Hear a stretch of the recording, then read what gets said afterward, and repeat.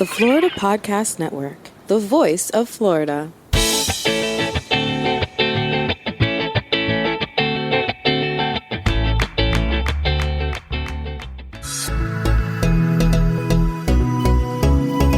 On TECHxploration, your trusted tour guides, Craig and David, will explore every corner of Florida for the latest tech and innovations emerging within our communities as an inside look ahead at Florida's future.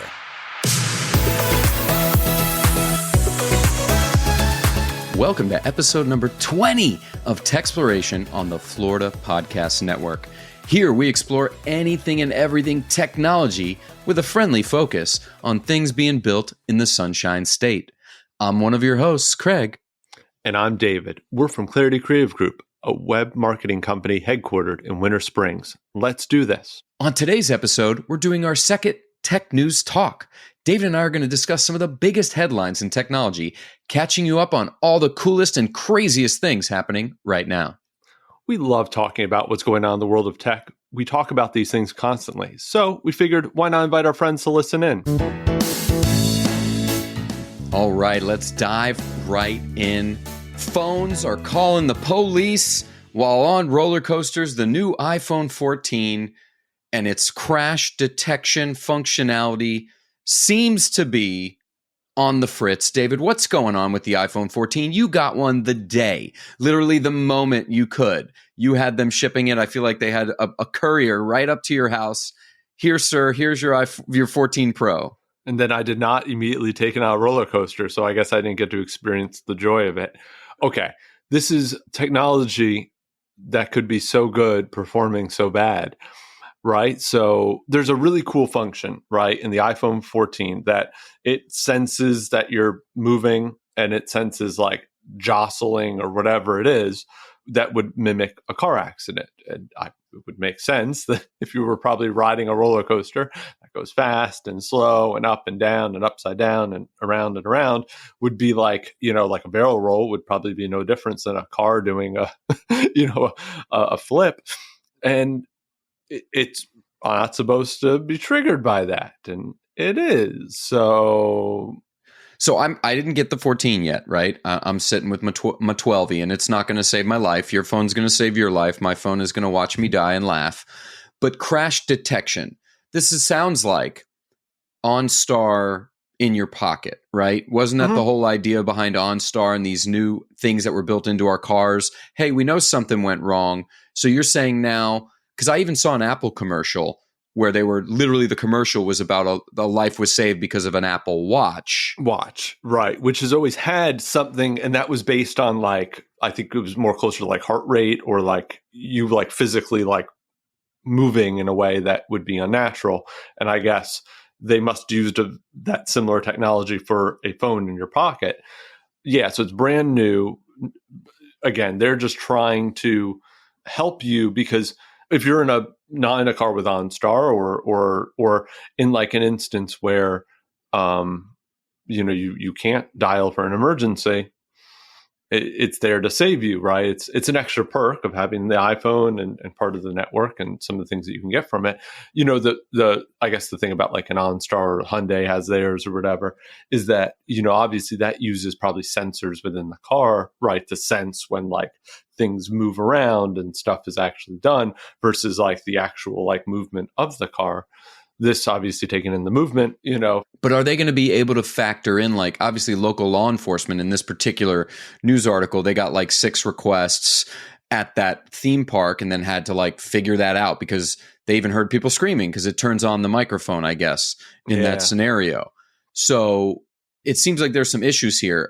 Is anyone talking about solutions for it? So there's some workarounds, obviously, right? And I'm sure if location data is already being shared, I'm sure there could be, kind of clear understanding that the accident is happening within an area. I mean, roller coasters are not like everywhere in the world.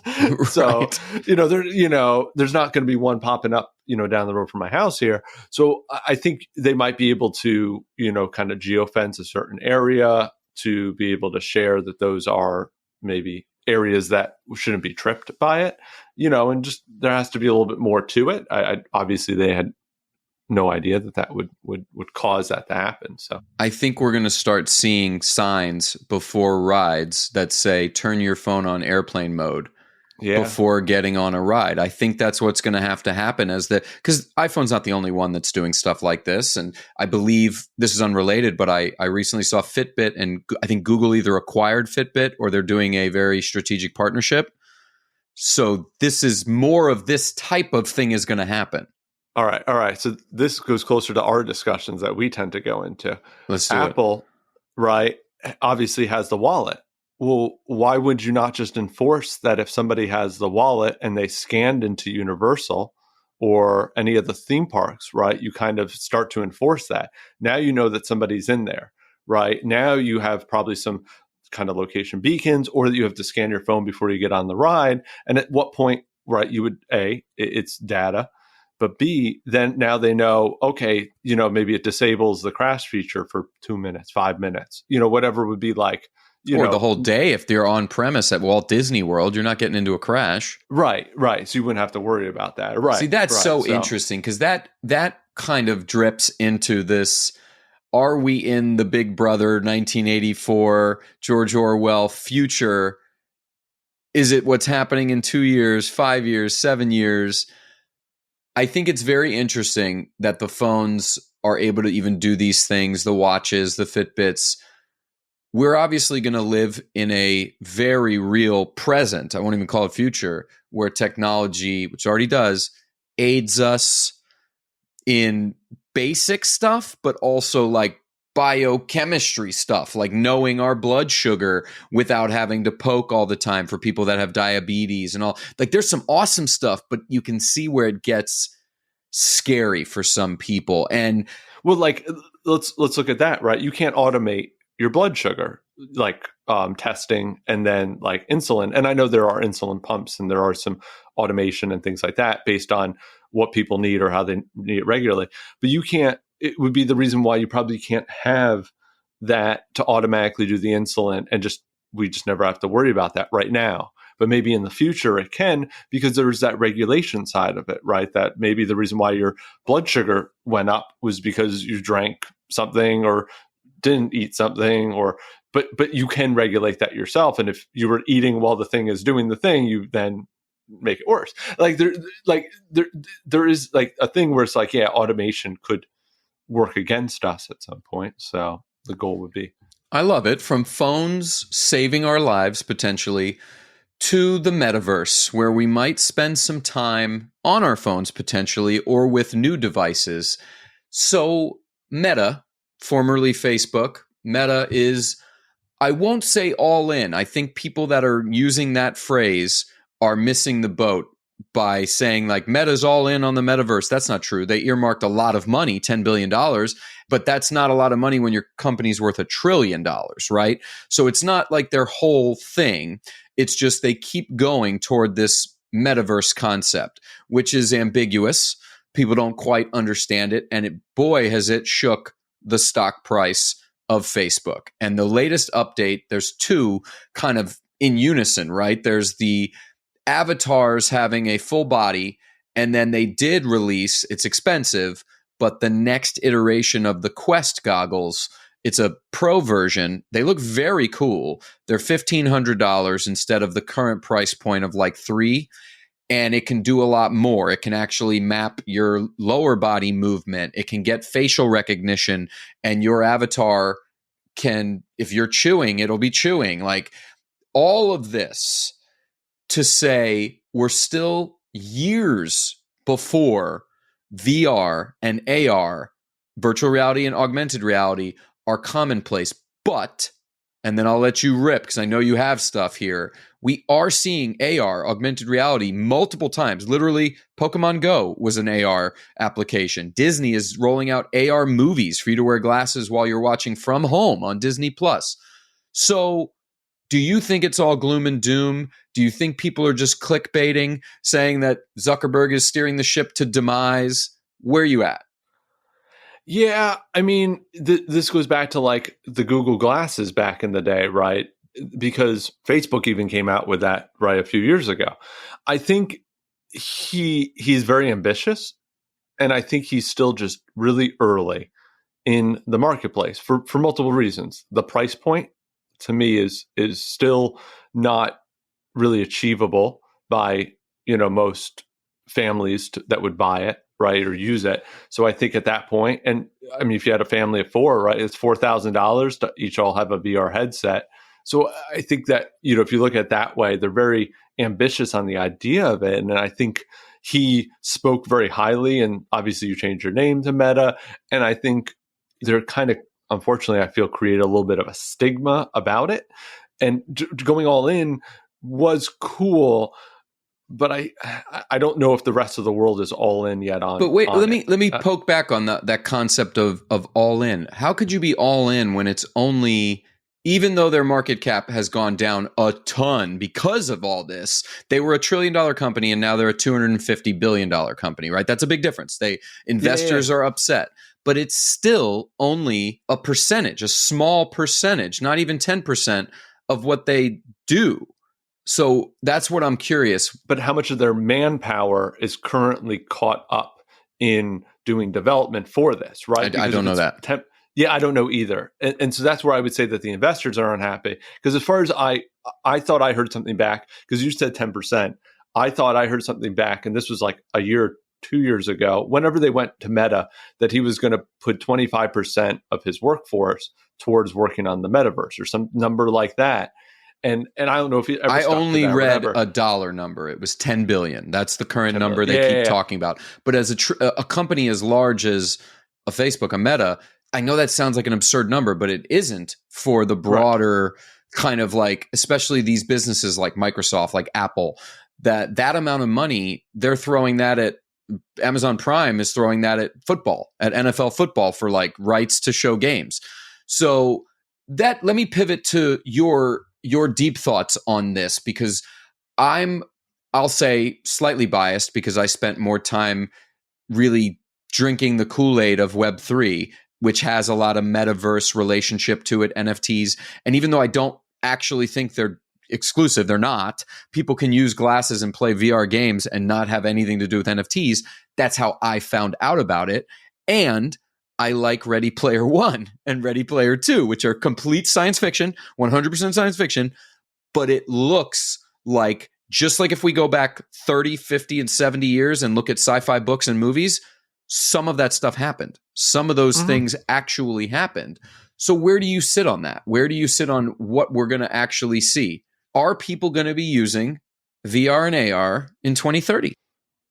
I think there will be, right? There's going to be gamers. There's going to be people that are going to find an interaction with it. I think it's a question of how mainstream is it going to go? And I don't, I'll be honest with you, I don't have the confidence right now that it's going to be and by I say mainstream, I mean like as easy as it is for somebody to have a Facebook profile, it would be as easy for them to have an AR profile. The easiest it is for somebody to make a TikTok. I don't think, AR different, VR, no, not so much. AR maybe, right? Where I feel like that we're going to begin to start seeing more.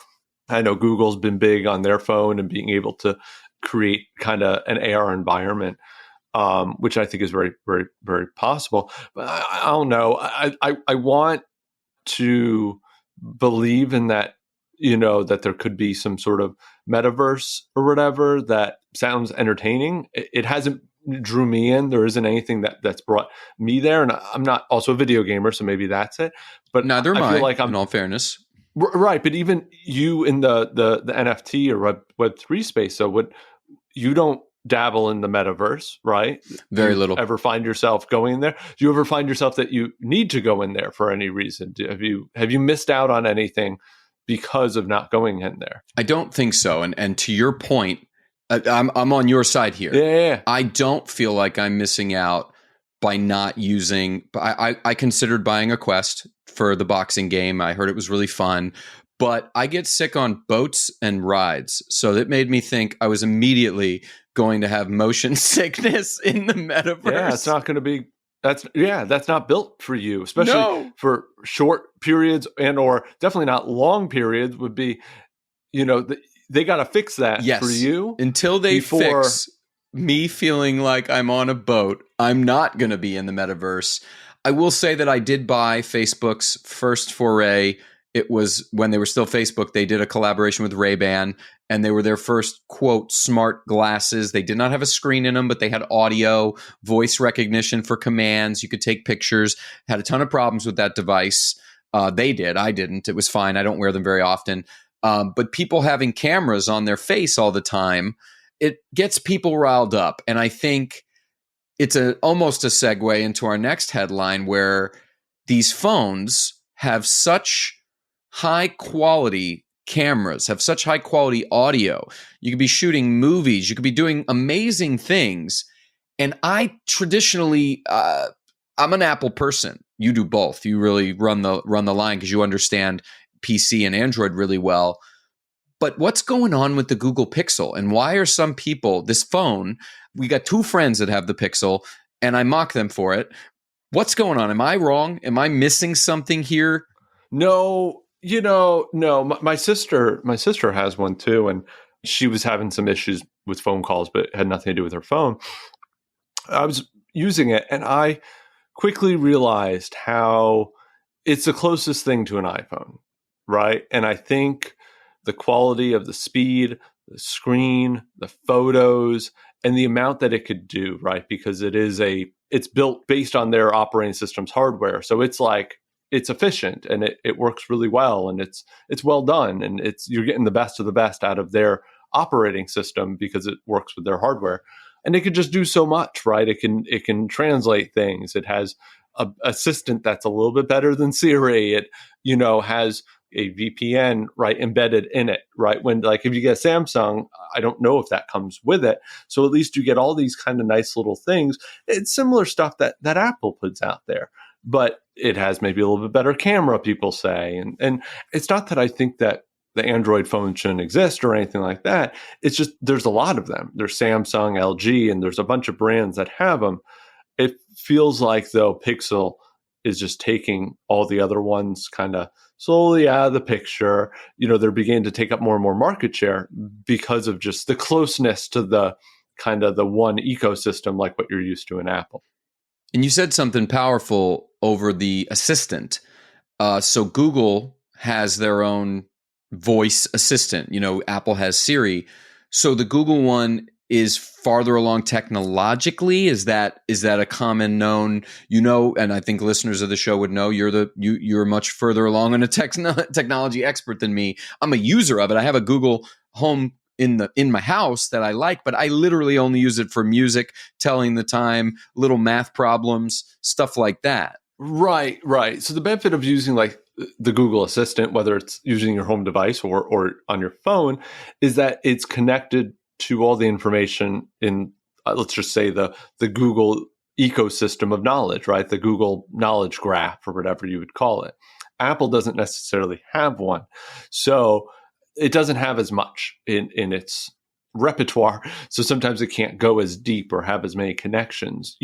I'll just use Google's connected to YouTube. So if Google can't find it, maybe on Spotify, it might be able to give you a YouTube option too, that it just helps to solve a lot of solutions that Apple doesn't have some of the connections on.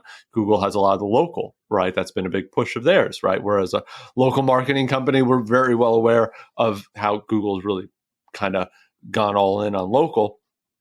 And now we're at a point where you can hopefully get a little bit more from, talking to your phone, while Apple is really pushing for people to put stuff into their maps, but they don't have a review system really. They're started up one, but it hasn't really gotten much usage yet. And they're pulling from like Yelp.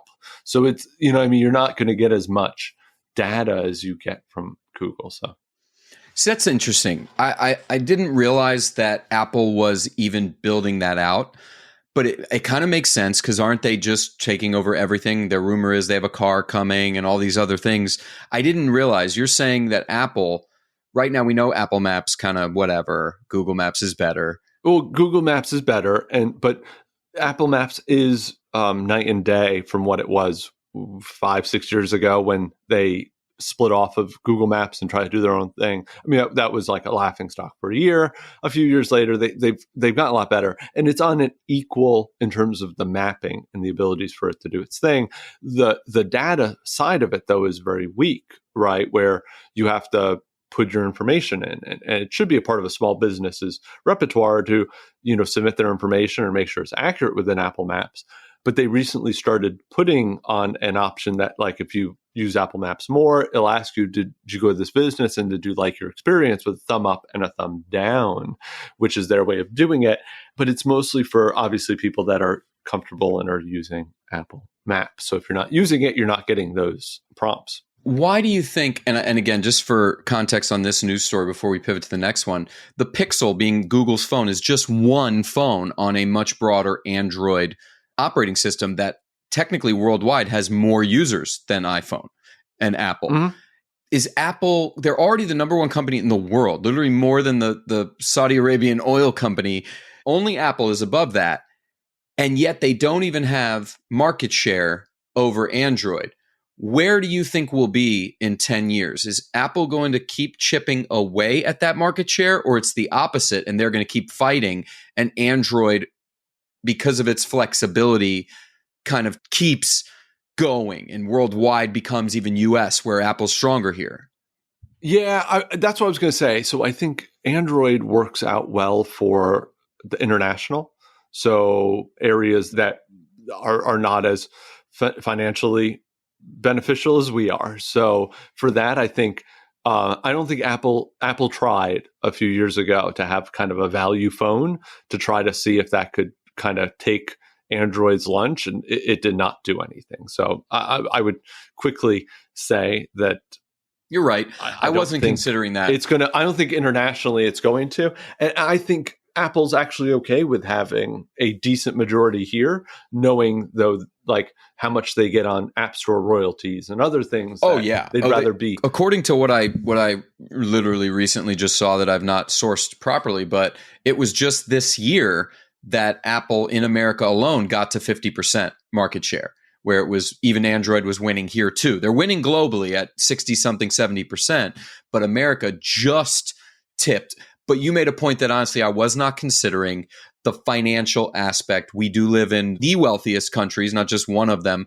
And it is easier for people to get an iPhone now than it is to get a booster shot. You know what I'm saying? Like, you walk into any of the cell phone providers and they're going to give you a free one. And then there's a family plan and there's all that. So I think it's very interesting that we get to see the journey of Apple. We didn't live, we were born, both of us were born the year that Apple came out, I think, either right around there or 2 years before us. But it'll be really interesting to see as they continue their journey. Now, for me, I always have to keep track of my Apple ID password. And that thing holds a lot of value on my iPhone, connects to my wife's account, all our pictures of our baby. Netflix is getting a little irritated by these passwords, right? Mm-hmm. And sharing of passwords. Nobody shares their Apple ID, right? That's the one you don't share.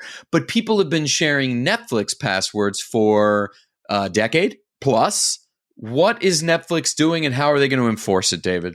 Well, isn't it funny, though, how if you go back, wasn't it just a few years ago, didn't they say something to the extent of, we're okay with it, go ahead and share your password? They sure did. And I think, I'll be honest, I think this is really about like a lot more than probably just like mom and dad and kid in a house sharing it, or maybe you share it with grandma or you use it over at your cousin's house when you're there.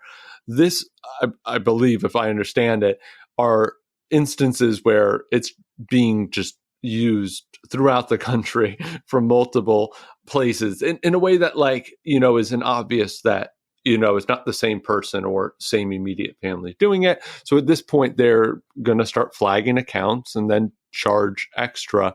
It sounds like it's rolling out a little bit more internationally than it is even locally. So I wonder if a lot of this has to do with people in other countries sharing it, either outside of their country or outside of, the US. And they'll just be limiting on the number of homes. I get it. I hope that, like, it doesn't necessarily hurt situations where, like when you go to the hotel, it asks, do you sometimes want to plug in your Netflix or whatever? Like that was the whole thing about it, was that I was at the office the other day, and if I want to watch a TV show, I can do it. That's not a different house. So it's how will they know? I think is going to be I wonder if they also continue adding perceived value, people couldn't see me do my air quotes there, on their premium membership, right? Because maybe at their premium levels, they're like, yeah, play it everywhere you ever wanted, but you do need to be paying us $25 a month, or by this time, maybe it's $30 a month. I see, and then tell me if you feel the same. This feels, I know we've talked about this before, but this feels very much like exactly what happened when we were kids in the cable wars. And then when we saw the cable wars come to kind of its peak, TV, cable, and then streaming, it all became an argument over price. So now all the people that 15 years ago used to say, reduce your cable costs, Spectrum is screwing you, reduce your cable costs, we're going to see the same media, same vitriol, same mainstream, cut your Netflix, cancel your Netflix over. The fact is, if you want that content, if you want The Witcher, if you want Stranger Things, you ain't getting it anywhere else legally. So make your decision based on the content you want, Dare. Or is that too bold to say? No, I do. I think maybe as a society, right, maybe it's going to be a question of how maybe I only use Netflix for a few months and then stop it and switch to Hulu or then Disney Plus, and I'll just have a certain time and experience in each of these platforms, instead of it being something maybe that you keep for a year or just keep paying on. And maybe that's going to be kind of the new way, which maybe is what they're expecting, which is why they're also maybe jacking up some of the prices a little bit. And I know they're putting out the ad thing and some other ways to make money too. So it just feels no different from when we first moved to Florida. I moved to Florida in 1996. In New York, we didn't have cable because you didn't have to. I had basic channels. It was 5 or 6, literally from PBS, Fox, CBS, ABC, NBC, not much else, right? And it was fine. I got to see The Simpsons. I got to see plenty of Saturday morning cartoons. We come here, and then basic cable, which had some cost, really bothered my parents, had like 35 channels. And then there were more channels than that, David. You know this. You could add them on. You could add on Disney for this, HBO for that. That is no different at all. In fact, HBO even was similarly priced to what back then, 20 years ago, to what HBO Max is now. So I feel like people are just wanting to get riled up about the same stuff over and over and over again, and just find the programming you like and hang out there. And if you're the person who's always jumped providers over percentage increases in price, don't have any of them and do like Roku free. You'll have 10,000 movies you can get for free. Yeah, I mean, there's other options out there, obviously. But if you want the shows, you got to pay for them. The good news is, though, Netflix doesn't have a membership like a certain term. At least go back to the cable, though. They're not going to put cable in your house for under a year, right? You're going to sign a contract and you're stuck. So at least the benefit is you can sign up, enjoy it for a month, get the most out of it, and then stop it if you don't want it, which I think is going to become the new kind of norm on how you kind of experience things. But then they're going to lock us in. They're going to figure out that, and then they're going to say, okay, get a 20% discount by the year in advance. And then people are going to love that for a minute. Right. There'll be things. So again, if you want a deal, maybe go ahead and cancel your Netflix. But doesn't Prime Video prove that we got that for free for now? And I shouldn't even say that. It's because they got us on the Amazon Prime for the dang free shipping. And then now that's gotten muddied up. Right. But that's $1 million question. If they started saying, hey, you have to pay extra for Prime Video, I'll be honest, I probably wouldn't. I would. Apple Plus is but right now I don't think I would use it. David, I need them Apple all. Plus is the example. I need them all, and I don't watch Apple. I think I'm paying for Apple. I think I'm paying for it right now. I barely watch it. I had the free 1-year subscription at some point when I bought some Apple device that it put it on, and it happened to run up through the Ted Lasso. So I watched all Ted Lasso. Must watch Ted Lasso. Yeah, great show. And there's another season coming up. Yes. So, but I got through season 2, season 3? Yeah. 3? It's 3? Yeah. So I got through season 3 and the subscription ended like a month later and it said, well, do you want to re-up it? And I was like, well, I haven't used it for a month now. And at this point, there was no shows pulling me in. So for me, I said, no, thank you. And didn't put my credit card in. You're so much wiser than me. You're so much wiser than me. You probably don't have a gym membership like I do, that I don't go to the gym either. I also watch Ted Lasso and maybe one other show, but they know there's more me's than you. And they get us. That's where the convenience of it is how it works, and it just keeps going. I love it. Well, you know who's not going to get my monthly money? Twitter. Twitter is not going to get my monthly money. I tried Twitter Blue. I didn't like it. And now, if they charge me for stuff, I would know it's going directly into the pockets of one of the richest, maybe still the richest, it changes, I think, every day, people on Earth. We talked about this at least 2 other times on the pod, but it is official. As of November 8th, 2022, Twitter will no longer be a publicly traded company. It's coming off the New York Stock Exchange. It will be private, owned by one dude. Well, I mean, I would say it's pretty much controlled now by him. As of October 28th, on October 27th, 4 of I guess the 4 top people of Twitter have already been fired. So, I didn't even hear about that. I love it. So we're taking it. Tell me about that. And then tell me, I heard that a bunch of people there were banned folks that will be unbanned soon. Welcome to the rumor mill. So we'll see what happens. So there's 2 sides to this, right? First off, yesterday, we're recording on the 28th. So yesterday, 27th, Elon comes in.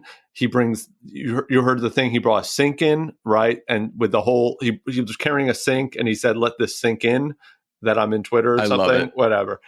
It's a bit much. I mean, he's a strange cat. He's a strange cat. He needs a PR firm, but he gets in there and obviously gets rid of the 4 top people, and that's going to be already the shakeup. He said he was going to already cut the staff by 1%. We'll see what the percent that tends to be. There's also a handful of staff that said that they don't want to work for him. He also brought in, I guess, Tesla engineers to also begin to look at the Twitter code to begin doing their thing. So there's a lot of hubbubaloo about it. I did hear, though, he did tweet out something yesterday. Of course, now Twitter's probably going to be his main. Which I think it already was. Anyway, it totally already was. It was. But if there was any question that he would put any sort of press out anywhere else, it will be in Twitter at this point. But he said, though, that he is very mindful of the advertisers and their requests, and will be making sure that Twitter is a civil discussion. And that he did say he wanted it to be free, but said that it requires it to be a civil side. Well, right. I don't have that. Think about it. Does Coca-Cola want to advertise where there's hate and vitriol being thrown around? Correct. So I think that's where the whole unblocking could become a thing, where if he wants advertising money, advertisers might not participate. So I'm sure those. Because, I mean, how else does Twitter make money? Minus a few bucks from maybe Twitter below. So, I mean, they will need to appease the advertisers. And if he knows that bringing on unblocking a certain group of people is going to create, a mass exodus of advertisers, I mean. Well, isn't there a middle ground, though, by creating a terms of service or standards that could get you flagged or banned as long as it's visible, as long as it's not this concept, and this might be more of the rumor mill, this shadow banning and this versions of what was happening on Twitter. If they put out standards and practices like, hey, you use an ethnic slur, your account will be frozen. I don't know if that's what's coming, but could it be as simple as that, so that we create a free speech area, but not where it's filled with people deriding one another? Right. Civil conversation is the key here. I think the one thing, and this is that, slippery slope, is what's the definition of free speech on a private platform, right? Is there such thing, right? And so. No. And free speech, by the way, not to turn this into a political show, the First Amendment version was just against the government, not against other people. So the amendment pertained to the government not being able to do that to you. You saying something to me and me not liking it, or you telling me, because we work together, you telling me I can't put stuff in Slack, you're not affecting my free speech. You're allowed to do that. But I will say that most people don't know that. They think it's a universal freedom of speech, person to person, company to person. That's not true. Now, it'll be interesting. It will be interesting to see what he definitely has a belief in a little bit more of that. He does. So it'll be interesting to see if he can bring stuff together in a way. He did try also some, dare I say, light Russian diplomacy at some point, at which he got completely hosed. He did. In terms of like, so he can be front facing and he can say a lot of things, but I think there's always a big difference between what this man says and what actually happens behind the scenes. It's going to be really, really interesting because we've not had a platform at scale privately owned before. That's just not happened. They either all went public or never got to this amount of usership. And while it has nowhere near the users of TikTok or Facebook or any of that, it's up there in the hundreds of millions of daily active users. It'd be interesting though, because like, as a now private business, can it perform? Can it be successful that it's not working towards shareholders? That's not working towards profit and more working towards maybe what in the tech space can be profitable when scaled or when done right, that you're not just looking at a growth model and more at a profit model that's privatized versus public. But in the public, does it work? Hey, no matter what, the guy put a lot of money down. We're talking over 20% of all his dollars that he has on paper. And I know he leveraged it. And he overpaid because this has been, sitting for a year, and the tech bubble or whatever burst, whatever it was, 8 months ago, 6 months ago, at which most tech stocks are down like 30, 40% anyway. Some way more than that, David. Coinbase, help me. Well, you know what? Twitter won't be able to force me to use Twitter Blue, but somehow Apple is going to force me to learn what a USB-C is. What the hell is a USB-C? Have I already been using it and don't know it? What's going on? Well, Apple will tell you that Europe is forcing you to use USB-C. Here's the thing that's never liked them. Europe? Okay. Metrics. That's a lot. That too. That's a lot of anger towards a group of people that maybe are heavy listeners. No, they're not. That's Craig. I do enjoy our European listener base. We don't have a European listener base. There's a huge one, and you've insulted them, and it's okay. It's over. All hate mail can go to him. All love mail can Drop go to my me. email in the show notes. Send it. Much appreciated. No, so here's what's interesting. So you are very well aware of USB-C as a Apple user, Craig. Okay, tell me why. I probably already have them in my house and don't know. Your computer is charged, your laptops probably are all USB-C probably. All the new mind-blowing. Wait a minute. So the power cord, the thing that used to be a power cord is not a power cord anymore. It does more than that. Right. It does more than that. So it's the USB-C. I know the new iMacs have it. I know the rose gold one has it, right? Where it's that standard little, I don't know, it's like oval-ish shape, right? One that's a little bit longer. This one, people can't see because we're not video. So you're saying this is USB-C? Can you see my screen? Yeah, it definitely is. Yeah, it definitely is. Cool. So it's an oval-shaped thing. Isn't this what charges the dang phone? No, it is not. That's the thing. It is not. So the phone has always had this odd thing that they've been using, right? Which is I think it's custom their lightning bolt one or something like that, or whatever it is called. Europe said, look, you've changed over like all your other devices. Why are you not charging over your phone? Long story short, they're kind of frustrated that it forces users to have to buy another cord. It's creating more waste. It's a one-time use thing. And they're like, look, change your technology versus sticking with it. Now, obviously Apple has controlled the US, their being able to have their cable. I'm sure they get patents for it. I'm sure they have all these things that they benefit on it. So I'm sure they were just using that as long as they possibly could. And Europe said, hey, nope, in the next year or two, all your devices need to be switched over, which our computers, their computers have switched over to it. So it was just a matter of time. But Europe said it's kind of time to switch this over, and they confirmed that they will. Well, this is interesting though, because what you're saying is the phones will go this way by a certain year in the near future. Mm-hmm. And that means my one charger can serve me better, right? Doesn't that mean I could have more interconnectivity. Like I've got a USB-C to wall, and now I could have my laptop and my phone, everything off one charger. It not at the same time, obviously, is what I'm saying. But wouldn't this make the madness of having 5 different ports? So this is good. You're saying this is a good thing. Yeah, right. You could say it's government regulating business as a way that's, it's like, imposing. But I think it's for the best because, if you're an iPhone user and a Pixel user, you're going to have USB-C because all other like Android phones use probably USB-C anyway. And so like now you have to have 2 chargers, or if like you're in the car, you have to have multiple ones, it creates a lot more things. So a lot more waste, a lot more other stuff.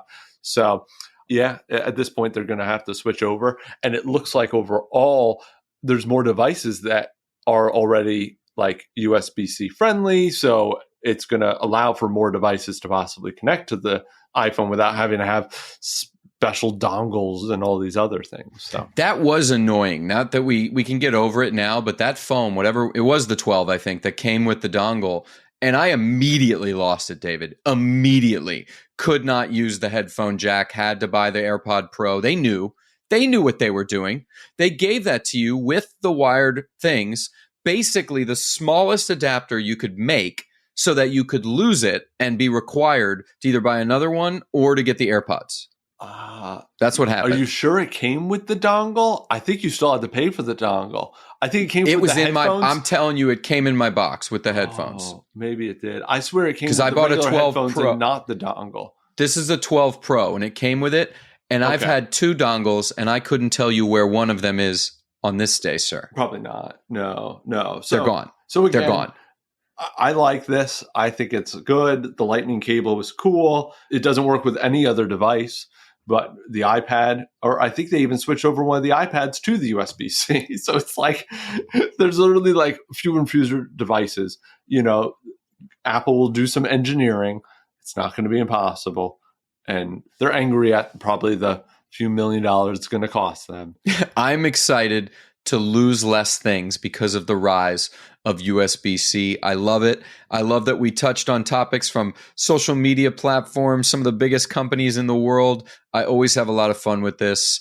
And it seems like, Tech News Talk will be a thing we do every couple of episodes. We both have a lot of fun with it. So any closing thoughts on anything we covered here? I mean, Elon is taking over our Twitter sphere.